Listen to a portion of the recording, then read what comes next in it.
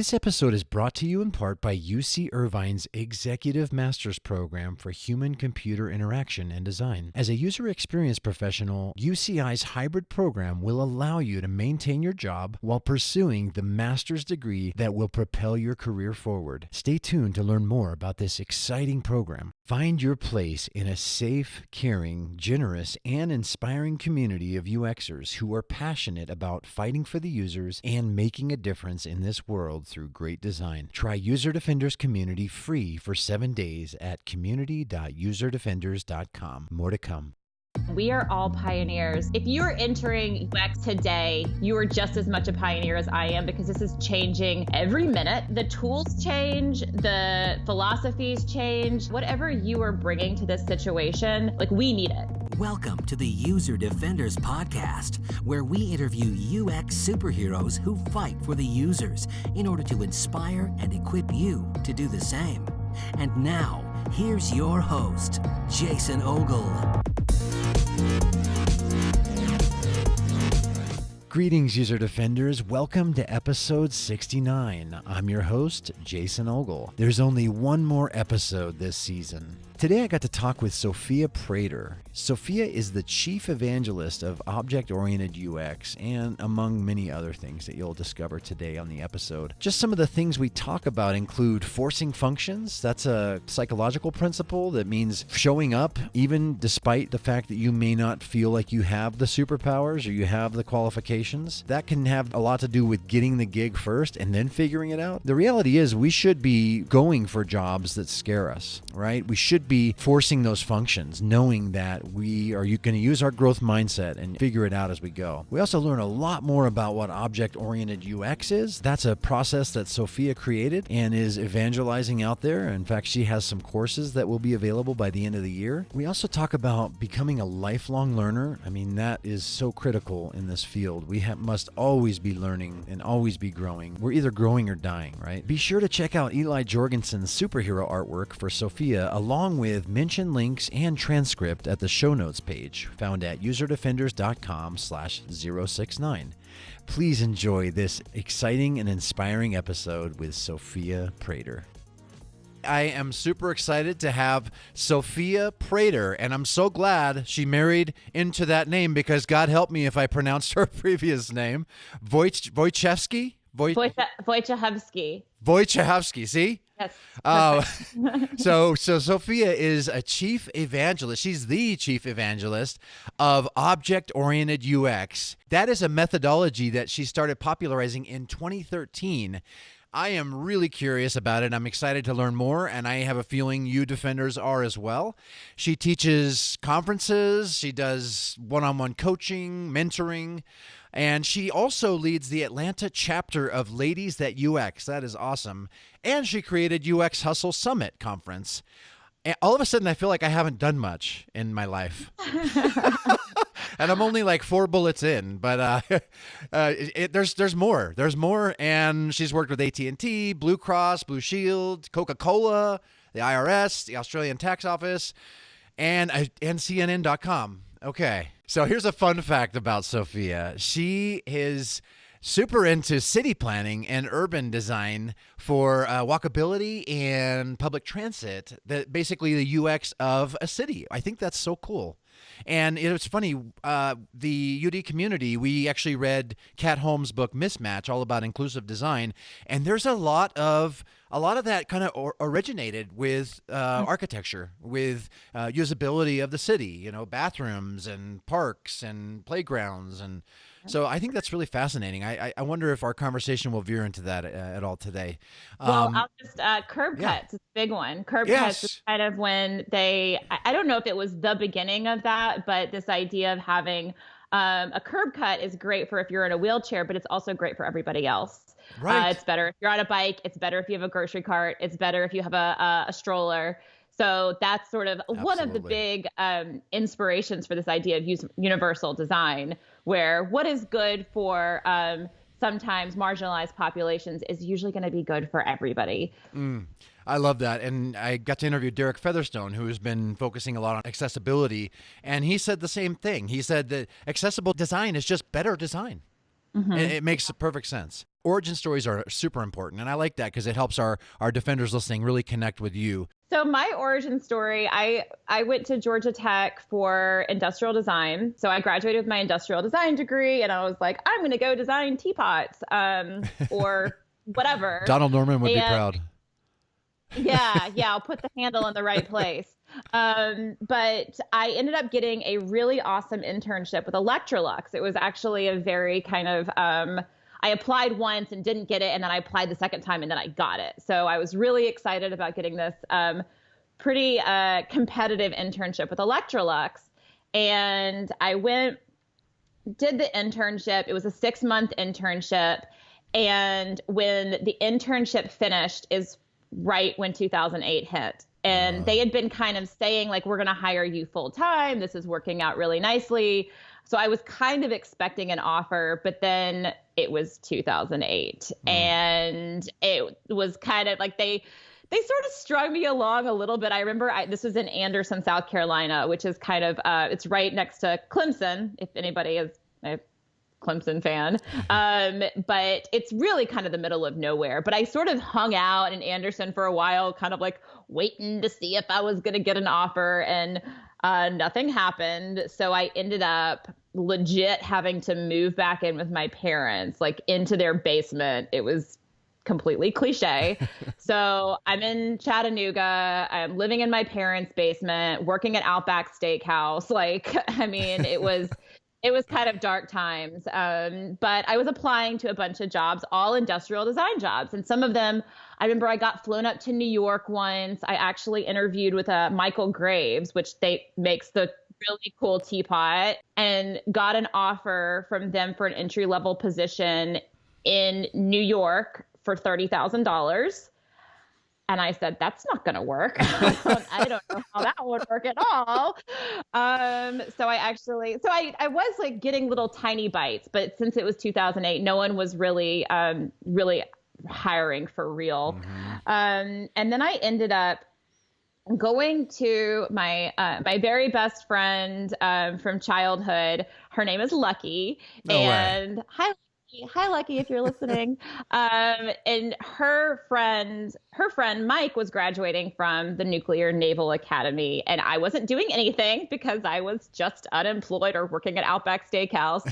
And she said, "Hey, come to this graduation." And I knew Mike from being friends with Lucky, and so I went to this graduation just to kind of hang out, and I met his sister, and his sister was a recruiter at Accenture.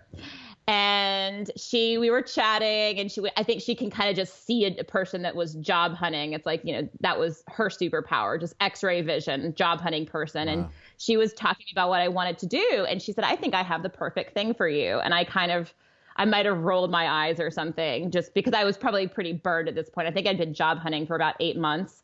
But she sent me the job application, and I still remember sitting in my parents' basement after this graduation and reading the job description for this user experience analyst job with Accenture. And I just knew, I was like, this is perfect for me.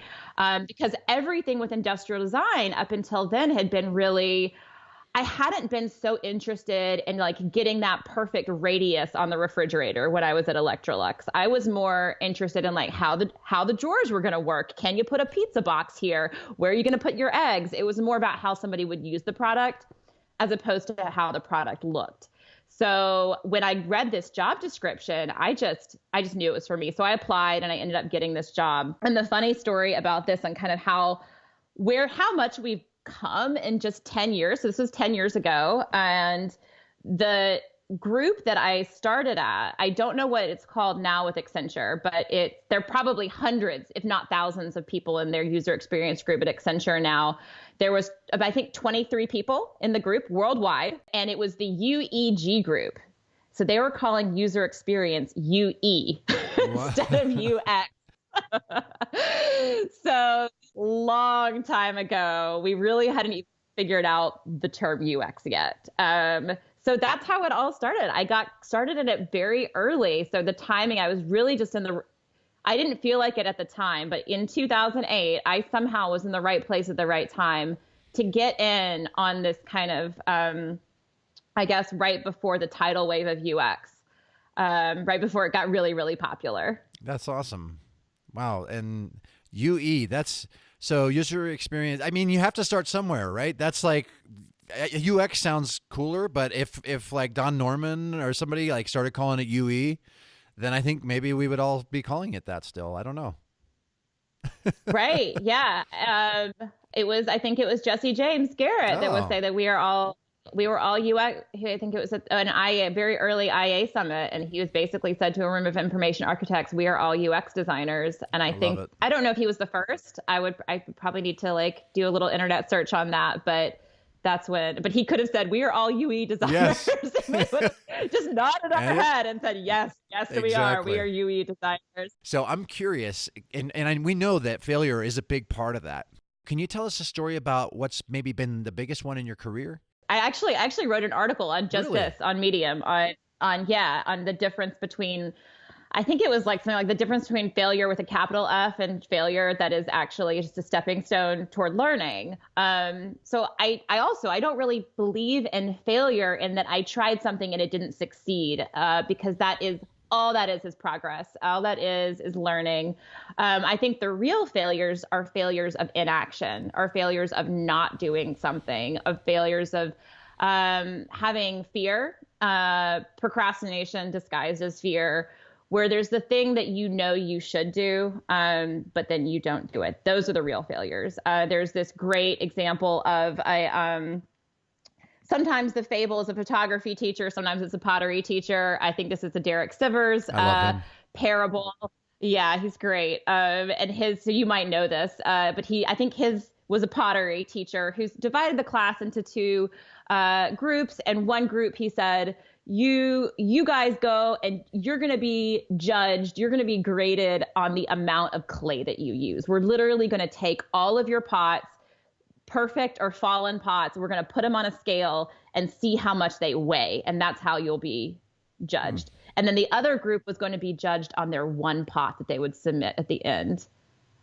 And guess which group ended up having better pots and becoming better at ceramics at the end? It was the group that was judged on how much they did, on just how much they produced, because then they didn't have any fear. They just went in and they were like, I just got to knock out as many of these pots as possible. And then the other group was kind of theorizing and saying, well, what makes a great pot? And then they would easily procrastinate because they only had to produce one at the end of the semester. So the group that was just trying and experimenting and playing without fear, actually ended up producing the better work. So to answer your question, I will say, like, probably I think one of my biggest failures it's not a failure of inaction. I just think I'm still in the process of it, is and we'll probably get into object-oriented UX a little bit more later. But my ultimate goal with object-oriented UX is to make it UX. Like, I want this to just be part of UX, that we stop calling it object-oriented UX or some other special breed of it, that it just becomes part of the fabric of what we do. I want it to be the norm. So I'm nowhere near that yet. Most people don't know what it is. So that is not a failure. It's just still a work in progress, right? I haven't gotten there yet. And there's certain things that I feel like I could be doing more of. For example, I have a game. It's a card game, and I feel like it would be a really great way for people to be learning it. I just haven't been able to dedicate the time and the space to make that game a success. I've worked really hard on it, but I haven't really gotten it into the hands of the people that I think would love it. So, but to kind of, I guess, to spin it to more the transformation question, like what was the really transformative thing for me, which was actually a success, but there were certain things that when I look back on, here's what I would have done differently. And that was with CNN in 2012. That was where my mind completely changed on user experience design. That was when I was internal at CNN as a user experience designer, and I was tasked with designing the election results. So basically, what would people see in 2012, which was kind of a big election? What would people see when they came to CNN.com for election results? So there was a lot of data viz. No pressure at all. It's like, not only, I mean, this is Super Bowl Sunday for CNN. I mean, there are so many eyeballs. I mean, the ad revenue is insane. So you don't want your system to break Right. on a night like that, right? And you don't want it to be a bad experience, because the thing is people will come to CNN first usually, but if it's a bad, confusing experience or the load times are terrible, guess who else has all the data? Everybody has all the data. Every single competitor of CNN has that data and is presenting those results as well. But if you can get them there and keep them there, then they won't go anywhere else because it's a beautiful experience. So we did manage to do that. It was a success. Like we got all the views we wanted. We got all the times that we wanted. We hit all of our metrics. And so, but going back to the no pressure thing, it was not only was it high profile, it was also with a deadline that was not going to move. You know, we were going to launch, I think it was November 9th that year. We were going to launch November 9th. Like the election was not going to wait for us to, you know, do one more round of QA. Like wasn't going to happen. So that deadline was not moving. It was also a very tight deadline. I got brought on in June to start with user experience design. And the first sprint of development was starting 4 days after I was brought on. So I had about 4 days of lead time on development. And that included a weekend. I still remember it was a Thursday. And then also the other piece of it is we were tasked with doing it as responsive design. For a little bit of zoom out context, CNN.com proper, CNN itself, did not launch as a fully responsive site until January of 2015. So this was 2012. This was the first thing we had ever done responsively. So I had never designed responsively. The developers had never developed responsively. Editorial had no freaking idea what responsive design even meant. So it was this it was a big experiment with a really tough timeline for the most high profile thing ever. So yeah, a lot of pressure. But it was really responsive design and being part of a really great team. And we did manage to succeed. But this is what changed my thinking is when I got tasked with this on that Thursday, I had a small freak out because I was thinking, oh my goodness, I have no time to actually get ahead of development and to figure this out. And I say this in a lot of presentations, so it's not a big secret, but I had to research government. I mean, I had to go and do some Wikipedia research on really how our government worked to be able to show this accurately. Because I was not a politico at this point. I'm not now anyway. But anyway, my manager sat me down and he said, don't worry about it. This is the project manager. She said, don't worry about it. It's fine. Development only needs one wireframe on Monday. We need the mobile and the tablet and the desktop version. So actually 3 wireframes, because remember we used to do mobile, tablet, desktop. So we need the 3 versions. We need 3 versions of just one template because we've already figured out our sprint schedule. And with our sprint schedule, we know that we're going to do the state template first. So like Georgia, California, Nevada, we're going to do the state template first. That's our first 2-week sprint. And we looked at the templates from 2008. We're going to reuse those templates from 2008. And we've already designed our sprint schedule template by template. So we only need one wireframe from you.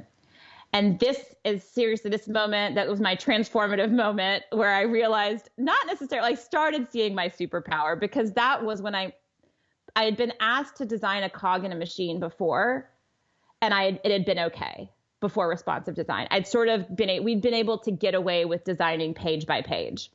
And I realized that I needed to design a system for this. I needed to design a system of reusable parts, and designing one page at a time, I was going to create extraneous complexity. And when I realized that, instead of giving them that one template on Monday, what I did is I gave them a system. And I went back and I looked at the templates and the modules from 2008, which was not responsive.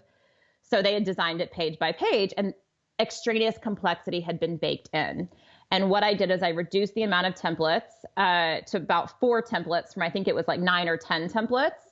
I reduced it to 4 templates and 4 or 5 modules that could be reused over and over again. So I reduced the complexity of the system. And then we went in and that actually, I think, was a huge part of the success, because if we had had any extra complexity, I mean, we were like up to the last minute. So we pulled it off by the skin of our teeth. If it had been any more complex, I don't know how successful the project would have been. And this is what really stuck with me, is creating systems of reusable parts. That's amazing. There's so much to your story, and I love how you found yourself in an incredibly challenging scenario, and you rose to the occasion. I've been reading a book by Benjamin Hardy called Willpower Doesn't Work, which I think is a terrible name for a book. When you read the book, you're like, you should call it Environments Are Everything. That's really what, Benjamin, if you're listening, which I doubt you are, you should rename your book. But hi, Benjamin. all sorts of shout outs in this episode. He's the most read author on Medium, apparently. Yeah. So there you go. But anyway, he addresses something. And one of the things I love, I'm a big fan of psychology. And one of the things he's studying, he's getting his PhD in organizational psychology. And so one of the things I love about his material is he really goes into a lot of like what psychologists call things. And I've been learning a lot. And one of the areas he addresses in his book is about forced functions. And I didn't know what it was called, but it's when we're faced with a situation, we will typically rise to the occasion. If we have it in us, we will rise to the occasion. And sometimes it's one of those instances where we didn't even know we could do that. And one of the stories he tells, it really feels like a Superman story. And this really happened in 1982, I think. There was a fellow named Tony Cavala, I believe, and he was working on his car. He was underneath his car, and the car fell on him. And you know what happened? His mother came out, knew that he needed help immediately. She lifted the dang car up for him to get out. She lifted the car. Yeah. That's a forced function. She rose to the occasion, didn't know she had that in her to be able to accomplish what was necessary at the time that it was needed. You did the same thing with that project. Right. Forced function. And this is actually, I did not have that label for that, so thank you for that. And I'm definitely going to look that book up, and I'll look him up on Medium and add another follower to his, to his list. But, what I tell people, cause I get asked advice about public speaking quite a bit about how to get into public speaking. And I always say, get the gig first and then figure it out. So even if it's just a meetup or something, go meet up people that run meetups always need content. So reach out to those people, get the meetup on the books, get the deadline, write your little blurb, send over your little headshot, and then figure out all your slides. Then figure out what you're going to say, because you will figure it out. Amen. And I did this. This is when I got a really awesome opportunity to go speak at Jesse James Garrett's Adaptive Paths UX Week in 2013, because everybody wanted to hear about responsive design, and it was a high profile responsive design. So come do a case study. Someone from CNN, come do a case study. And I got the opportunity to go and do this talk, and I did the talk, and oh my God, I was so nervous. But I gave the talk, and in a few months later, Jesse emailed all of the speakers and said, hey, who would you recommend to come back for 2014 UX Week? And I just emailed him back and I said, me. I was like, let me come and do a workshop. And I had no plan for this workshop. I just knew there was something in that talk that I was teaching that I could teach in a workshop context, but I had absolutely no plan for it. And I think it's kind of hard for conference organizers to get people to do workshops sometimes. So he was like, yeah, sure, your talk was okay. Like, come do the workshop. And I said, oh, crap. Okay, now I got to figure that out. So that was definitely, I was creating a forced function scenario on myself, because I knew that I would figure it out. Like, if I had to go and give this workshop for all these important people at UX Week, I was going to make sure I wasn't going to waste their time. And so I always tell people, get that gig, then figure it out, and you'll be fine. Many UX professionals want a master's degree, but they don't want to move or pause their careers to do it. Thanks to UC Irvine's one-of-a-kind program, as a user experience professional, you can receive a world-class master's degree without quitting your job, commuting, or moving. UCI blends in-person learning with the flexibility of online distance education in a top-ranked one-year program. UCI's alumni become distinguished UX designers, researchers, and strategists all over the world. When you're ready to elevate your user experience or design career, UCI's master's program for HCI and design will give you just the lift you need. Learn more about this amazing program at userdefenders.com/UCI. That's userdefenders.com/UCI. Ah, that's so great. I love that. That is such an inspiring example. And you put yourself into a scenario where you had to do something. You're like, I know I can. So as long as I put a deadline, here's another law, is called Parkinson's law.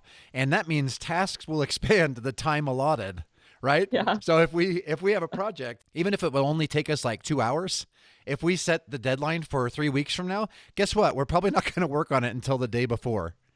That's just how it goes. It's So I just love that. It's so inspiring. I really, really love that story. Let's get into your superpowers, because you kind of touched on it a little bit with what you just shared with us.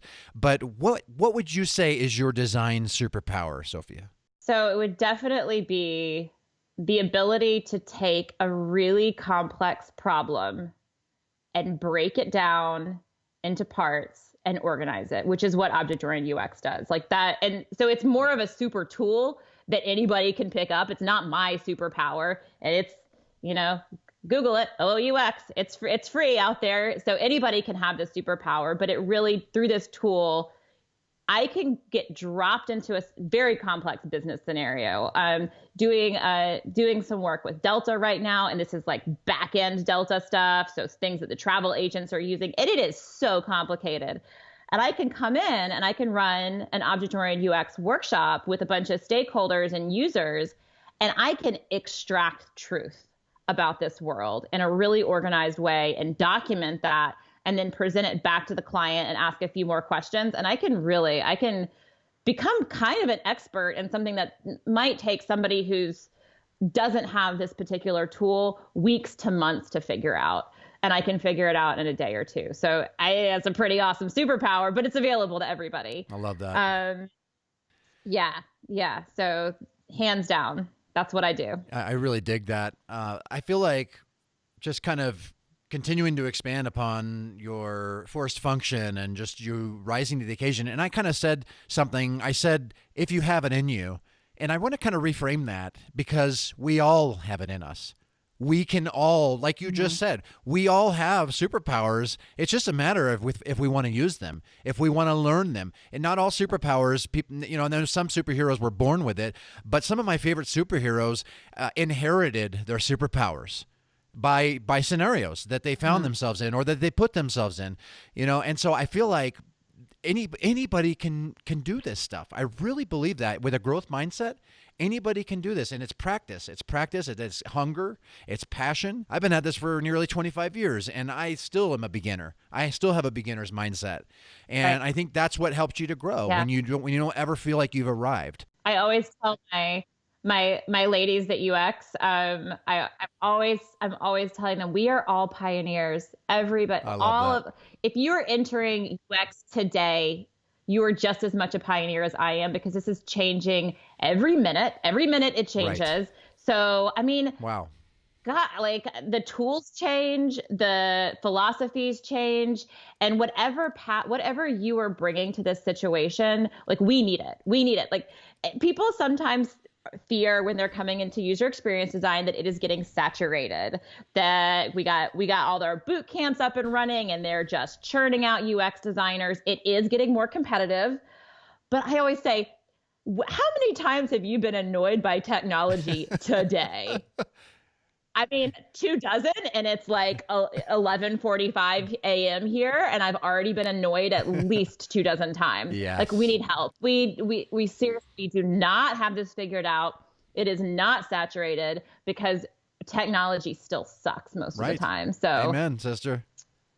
bring it up, bring your superpowers. It's just a matter of harnessing those superpowers. Like the best superhero movies are the ones where they kind of like mess up at first and they have to like figure out how to use it. They're like, oh, I have this superpower, and then they like blow up a wall or something like that. Yeah, absolutely. That's why I love like the Shazam, like kind of that whole thing. Like he's just a normal guy, and he's actually a kid too. Like, so that makes it, it's kind of like that whole Big movie with Tom Hanks. He's like the big movie, but he's like got superpowers. He's got to figure out how to use them. So I feel like that's kind of us in a way. We're like just figuring it out as we go, and we have access. That's my main message, Defenders, is that we all have access to the same superpowers if we just apply ourselves and if we just stay hungry and relentless and just go for it. So I love that. We are all pioneers. That's so good. You might have just named the episode, Sophia. Woo, love it.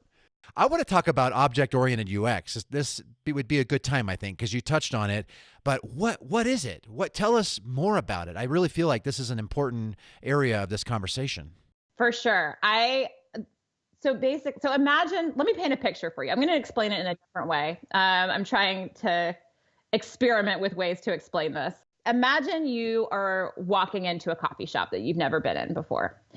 And you walk into this coffee shop, and for some reason, it's really difficult to figure out what the things are. You think like there's something over here, and maybe it's a chair, but maybe it's a person. And you look over here, and maybe that's a table, but that actually might be one of those big professional coffee machines. And then you see something over here, and you're like, okay, let me like really concentrate. Okay, yes, that's a person, but I'm not really sure if that's a person who works here or the person that I'm trying to meet here. I'm not so sure.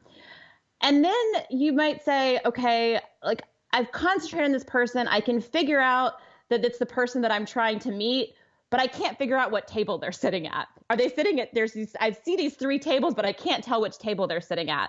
Or here's a door, but I don't know if that door is a door to the bathroom or a door outside. This would be really strange, right? This would be a really weird coffee house. And it would be very hard to function in this coffee house, right? It's like a bad acid trip. It would be like a bad acid trip, okay? Which is what... Not that I would know. That would be like so much. Well, everybody knows what this. I don't know how this analogy is going to work out, but this is what so many digital environments are like. They're like bad acid trips because you go in there and you don't know it's very hard to identify what the objects are. What are the things in this environment that are important to me? What are their labels? Oh, well, this thing is called 6 different things depending on what page it's on. It looks different.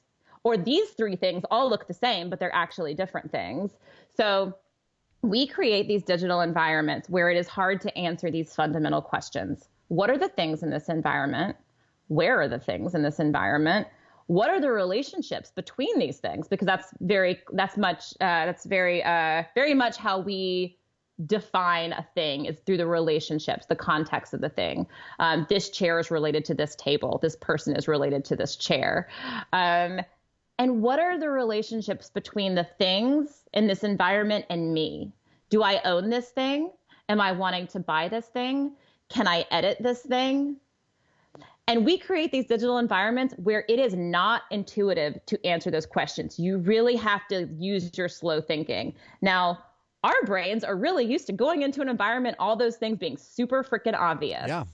Right? It's all like you go into a coffee shop and you're like, okay, you don't even have to think about it. You just see the things and you know how to move through the space. But we're pattern recognizing machines. We are pattern recognizing machines. And what we do in digital spaces is we break those patterns over and over and over again. And we make it like a bad acid trip. I usually say like a carnival fun house, but I like bad acid trip better. So we break the laws of physics, right? And the good thing about technology is we can become super powered, right? We can undo and we can search things and we can spell check and we can have X-ray vision into objects. We have all those amazing superpowers, but what we don't want to do when we break the laws of physics is we don't want it to be confusing. We want it to be empowering. And often without very intentionally considering and defining on the UX side, okay, what are the objects here? what is the chemical makeup of these objects? How do you actually break them down? How do they relate to each other? Because those relationships should actually be the navigation. There's nothing intuitive about navigating a bar of links at the top of a page or underneath a hamburger icon. There is absolutely nothing intuitive about it. How we want to navigate is through relationships between objects. So if we map those relationships out, we are mapping out that contextual or relationship-based navigation. So this methodology is simply a methodology to say, what are the objects? What are the objects made of? How do they relate to each other? And how do they relate to the user? This episode is also made possible by something super cool, an alternative to the .com domain name. It's the, drumroll please, .design domain name. Try saying that 5 times fast. So if you're a designer, and I know you are, and you've thought of a sweet name for your website that just isn't available under .com, check out .design. Chances are the perfect domain name you want is waiting for you on a bearskin rug.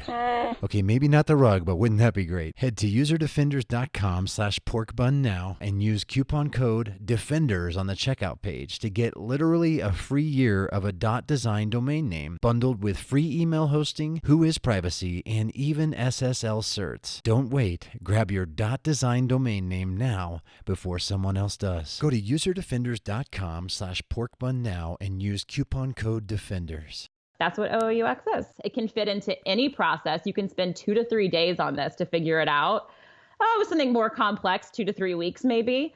But if you do this, you're making everybody else's life easier. So whether you're in some sort of agile environment or waterfall environment or something I've never even heard of, you can always fit in a few days of this type of work. So I believe there's absolutely no reason not to be doing it. I think it makes stronger designs and it makes a stronger process. It makes more collaborative process. It makes communication easier. It's like really, I don't know what the drawback is. So yes, I would love this to be an industry standard. We did touch on this earlier about like, we need more people in this industry bringing their unique backgrounds and their diverse thought processes. We need that because we're not there yet. So this is not all figured out by any means. And when people, so like advice that I give all the time is like, if you feel like you're having problems getting a job or you're just graduated from General Assembly and you just feel like I've heard this term, this is not me, this is what I hear, is that I feel like I'm just another new UX designer. Well, follow your enthusiasm, figure out what you're interested in, explore that a little bit deeper, and then start combining these things, start combining these interests, because that's what creates what Tyra Banks calls the signature walk. You got to have your signature walk. Yeah. I absolutely love, there's a great Tyra Banks story that we won't get into, but she knew that she had to come up with her signature walk. And that's one of the things that launched her into fame.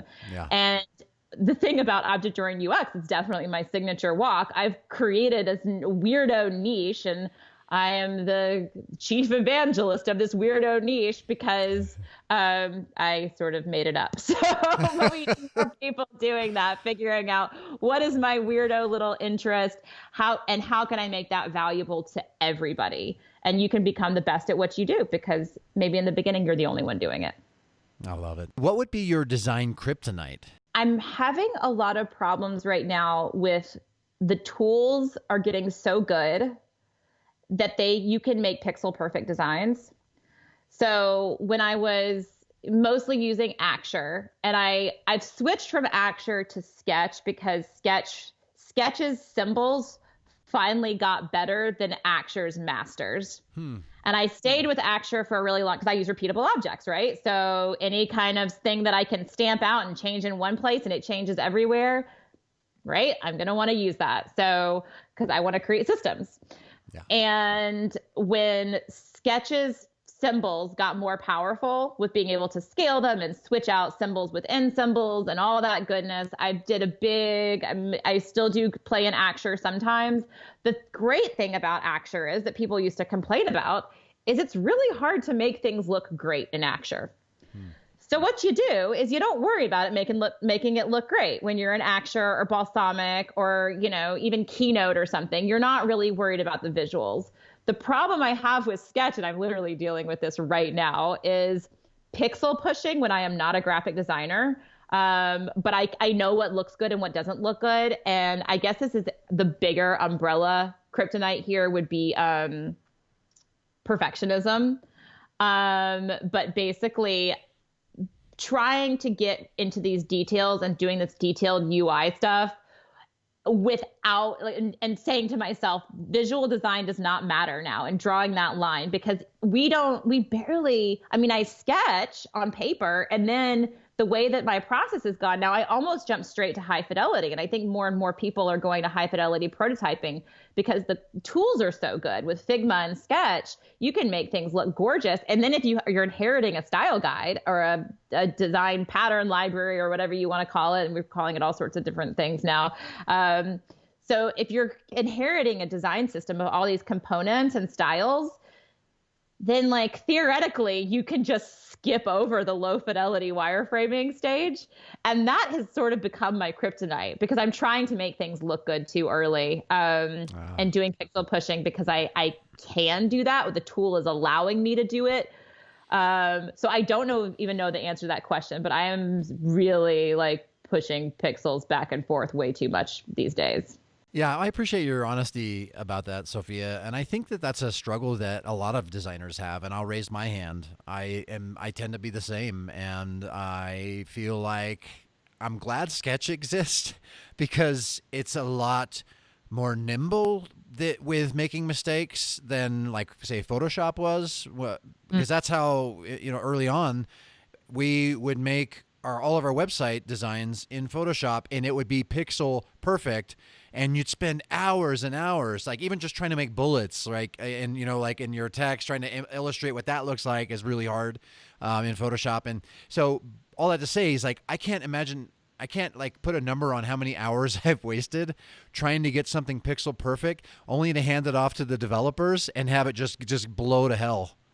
The design, all the work I did, and that's been one of my biggest frustrations as a designer. It's getting a lot better with the sprint cycles and things, and more agile approaches to building software. It's gotten a lot better because as a designer, you can be involved along the way instead of like at the very end, like maybe you have 2 days to QA it, and then every note you make is like, oh, it's too late to change that, and it works fine. So sorry. Like, right. That's been one of my biggest frustrations as a designer. So I feel some visceral pains about that, but thankfully it's getting better. You're right. It's getting better. Design systems are really helping that process a lot. You don't have to guess what the button's going to look like. You don't have to guess what the header is going to look like, right? Like there's a lot more constraints. And as designers, we thrive around constraints. This is a fun question. What would your UX superhero name be? I'm going to say Zosia. Whoa. Because Zosia is the Polish version of Sophia. So I was named after my Polish grandmother. And Zosia was a badass. Grandma Zosia was going into Nazi concentration camps as a doctor. She was a doctor in the 1940s. She was one of the only women that went to medical school. This is communist Poland in the 1940s, and she is getting her medical degree. And then when the Nazis are coming in, she is going into these concentration camps, sneaking in sugar cubes to provide medical services for the victims. And she even multiple times was sneaking people out of concentration camps. Wow. With a team, like actually putting people in the bottom of carts. So I met her once when I was 5 years old. But by that, and then she died when I was back in the States. And so I didn't really know her, but the stories I've heard of her life and the stuff that she's done is just the most epic bravery. And I think that is one thing that I think we all struggle with, but that I struggle with, is being brave and not letting the fear get in the way of putting yourself out there and speaking your truth and all that good stuff. So I would, and Zosia it has a Z in it. So it just sounds really badass too. So I actually even considered changing when Sophia became a really popular baby name back around 2009 or so. There's a lot of 8-year-olds named Sophia. Yeah. I was like, oh, my name was so unique, and now my name's not going to be unique anymore. Maybe change it to Zosha. Ooh. So yeah, Oh, it's this so is such a cool. cool name. I love that. That's one of my favorite superhero name stories that I've ever heard. Well, you say that to everybody. No, I really don't. No, I love that. And I wish that I could meet your grandmother. I know, me too. Oh my gosh. Yeah. What a woman. Yeah. How do you spell Seriously, that? it's Zosia. Oh, that's so cool. Yeah. So in Polish, the S-I makes a sh sound, so Zosha. And my sister is Dosha, so we're Dosha and Zosha. Oh. That's so cool. Yeah. Oh, that's so great. I love that. Thank you for sharing that. That's really, really cool.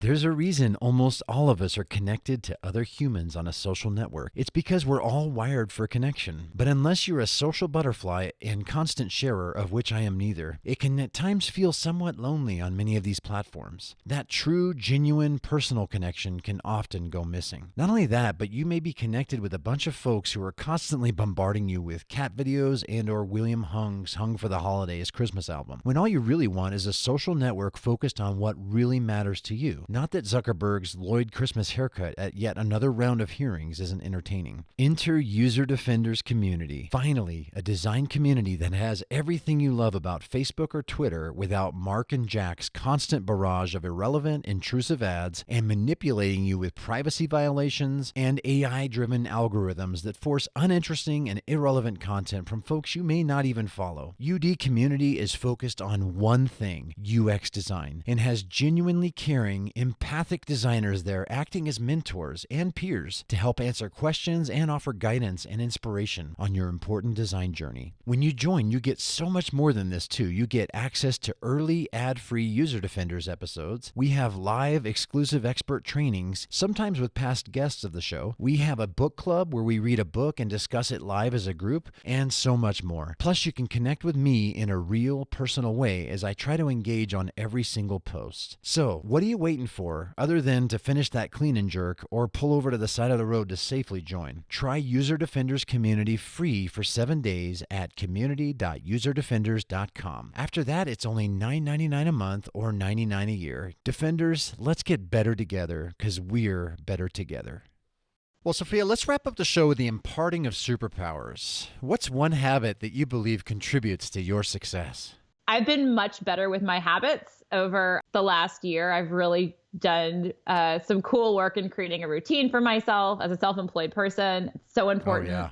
And that's got so much better in the last year and a half, where like I put on pants every day. That's it. Put on pants every day. No, I'm going to.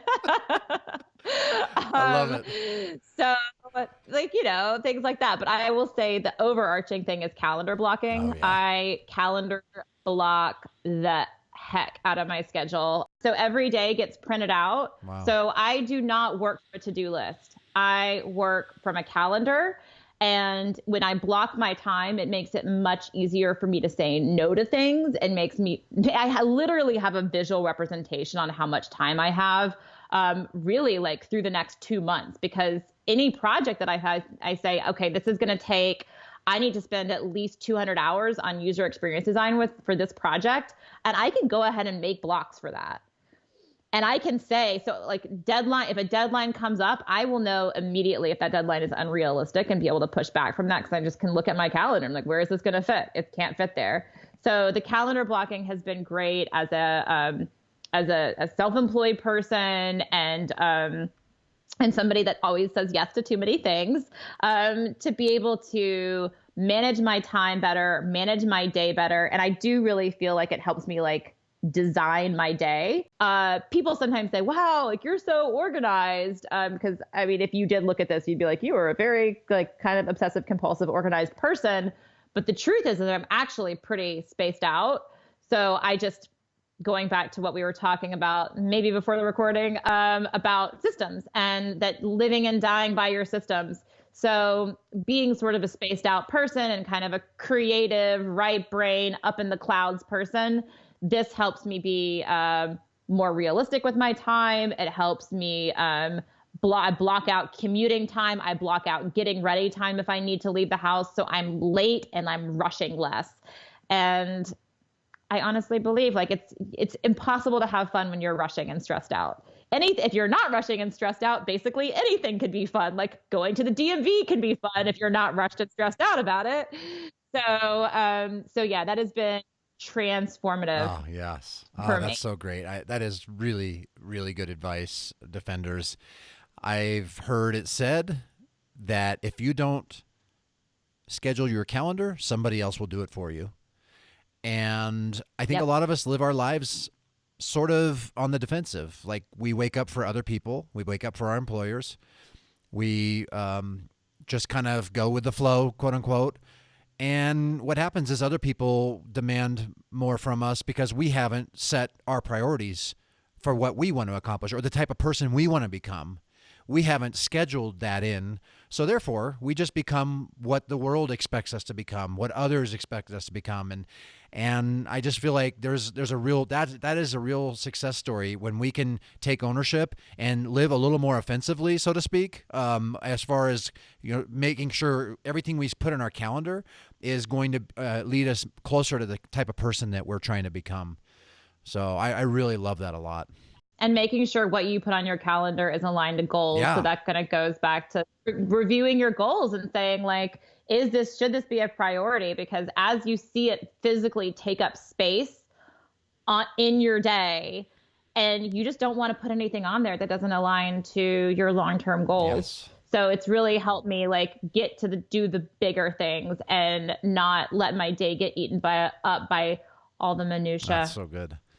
What's your most invincible UX resource or tool besides possibly your calendar and maybe OOUX, unless you want to say it, you can recommend to our listeners? Yeah, I think I would say, definitely object-oriented UX, and I will just continue to evangelize it. But as far as a resource, I have 3 articles on A List Apart. And A List Apart in general, I think is a great resource. From writing 3 articles on A List Apart, I will tell you, they edit and they vet. Each of those articles we spent months on in editorial. So they are well written because they actually have editors behind them. And they force you to be succinct because you have limits. So definitely A List Apart, those articles, and really A List Apart in general. And then as another resource, I would say to all the women out there, find your Ladies at UX chapter. If there is not a Ladies at UX chapter in your city, all the big cities already have one. If there's not a Ladies at UX chapter, definitely consider starting one. You do not have to be a senior UXer to start a Ladies at UX chapter.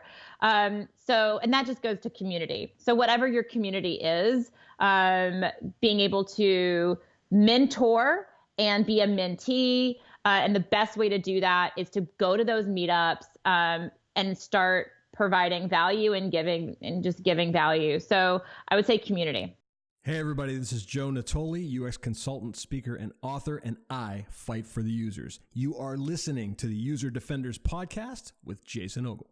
So I'm a big reader, and I know that our defenders are for sure. In fact, we have a book club on User Defenders community. And I have a feeling you like books too, Sophia. So I want to ask you, you do, right? So I want to ask you if you could recommend one to our listeners, what would it be and why? Okay. Can I recommend 2, a non-UX one and a Please. UX one? Okay. I didn't think you'd say no to that. Okay. So my UX one would be Content Everywhere by Sarah Wachter-Becher. This is basically the book that I wish I had written. When I write my object-oriented UX book, it will be heavily inspired by this book. It was written in 2012, I believe, and I wish I had read it before that CNN project, but I think I read it in 2014.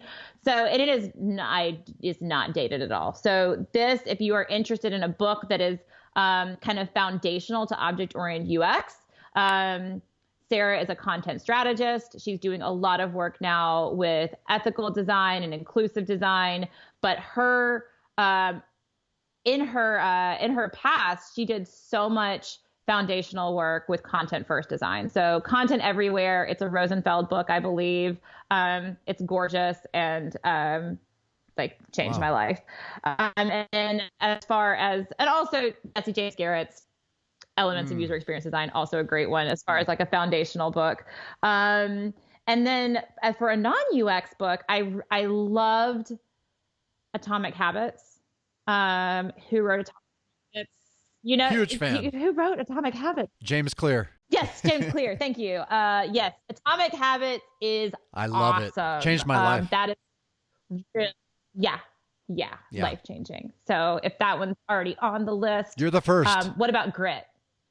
I'm going to squeeze Grit in too. Grit's another wonderful one by Angela Carter. Loved Grit. Yeah. I gave 5 copies of Grit for Christmas presents last year. Wow.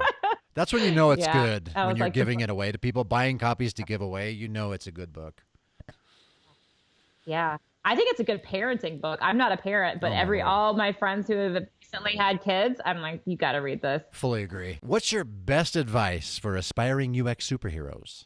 I mean, definitely, like, I'll go back to the signature walk, like really just following your enthusiasm, which I kind of already said that. I think another piece, okay, I'll bring up something that I haven't mentioned. But to recap, find that signature walk. Go ahead and public speaking is great. Teach what you need to learn. So whatever the thing is that you're interested in, say, hey, I want to give a talk on the ethics of AI. And write the little blurb on what you're going to talk about, send it to the meetup. They'll be like, okay, we'll do that on October 16th. It'll happen. And then you figure it out. So if use those forced functions.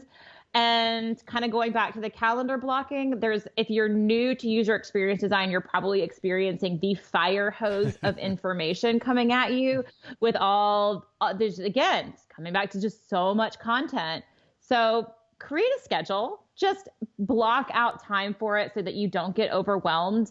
Of course, explore different areas of user experience design. But once you start figuring out what you keep gravitating back to, maybe you keep gravitating back to content on research, just follow that enthusiasm. And block out time on your calendar, whether it's 15 minutes a day, an hour a day. Use those commutes to really kind of create your own self-study schedule. I do that. I'm 10 years in and I'm still I schedule 2 hours a week for continued education because it's fun. And also it's fun and interesting. And also this world is changing so fast. So if you don't love to learn, I would say choose another career. Just go be a dentist or something if you don't love learning, because you will need to be a lifelong learner in this career path. I mean, that's a lot of careers. You don't really need to do too much continued education because they're already so established, and the environment and the context is not so volatile. Ours is, hey, voice UI, hey, artificial intelligence, hey, chatbots. Those things weren't even really on anybody's radar 2 years ago. And now we're really having to rethink the design processes around them. I mean, it's insane and exciting and fun. I couldn't agree more. So well said. So, Sophia, as we close, why don't you tell our audience the best way to connect and keep up with you and to learn more about OOUX? Sure. Yeah. Thank you. So I am on Twitter. I'm pretty active there. So feel free to ask questions about object-oriented UX or career or whatever. And that is Sophia with a PH. V as in Victor, UX. So Sophia V UX. That's where I am on Twitter. Also on LinkedIn, I'm pretty active there as well. The website, rewiredux.com. And for object-oriented UX, I got a lock on that Google search. So you can Google search OOUX and stuff will start popping up. I've got quite a bit of stuff out there, so you can learn a lot just by a simple Google search. I love it. Well, Sophia, thank you so much for being here today. This has been incredible. I have one other thing that I totally forgot about, because I have a podcast too, and Jason's gonna be on that podcast sometime this year. So Yeah, so that is the UX Hustle podcast, where you can find it in iTunes. So I'm just getting started there. I got just 6 or 7 episodes up, still figuring out my audio quality. Hopefully the audio quality of this podcast is okay.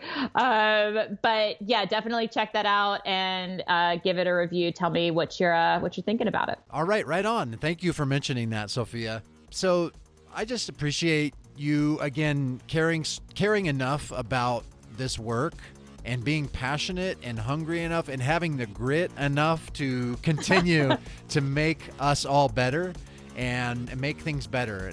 You're inspiring, and I just thank you for all your efforts there. And I just want to say, last but not least, fight on, my friend.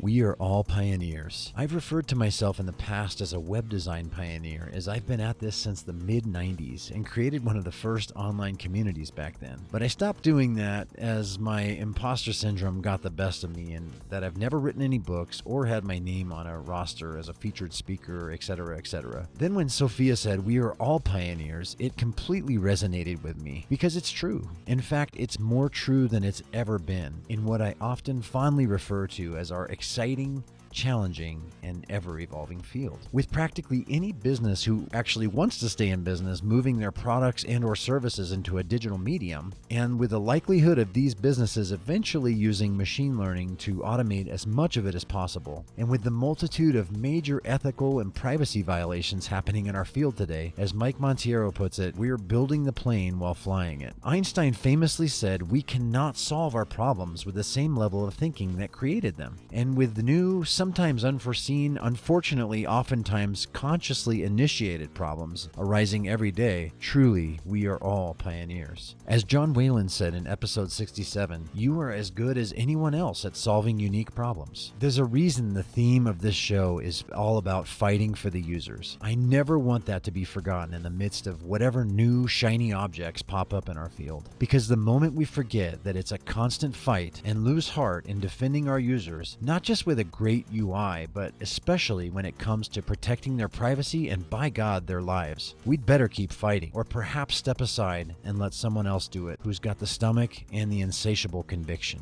for it. Our users, our world is counting on us, defenders. Let's not let them down. We're all pioneers. Sophia talked a lot about this fascinating concept that she's pioneered called OOUX, and you learned more about what this is in the episode.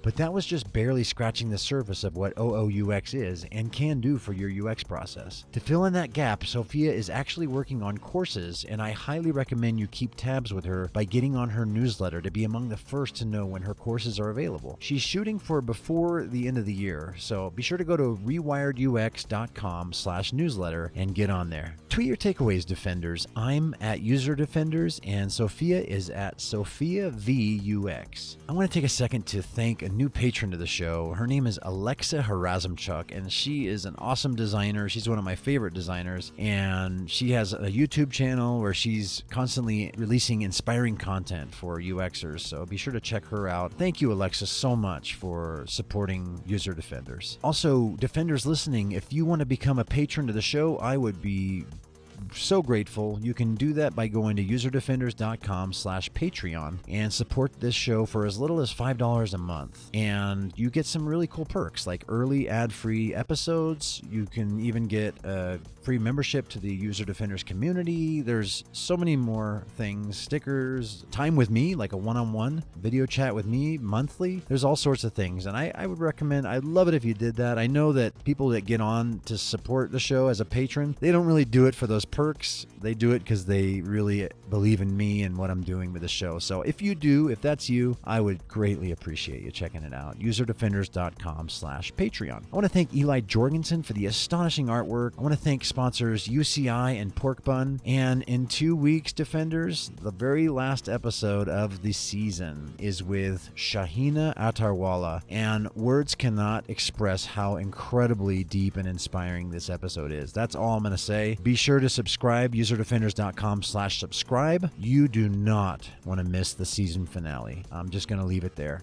Thanks so much for listening. Thanks for telling your designer friends about the show. I greatly appreciate your support. And until next time, fight on, my friends.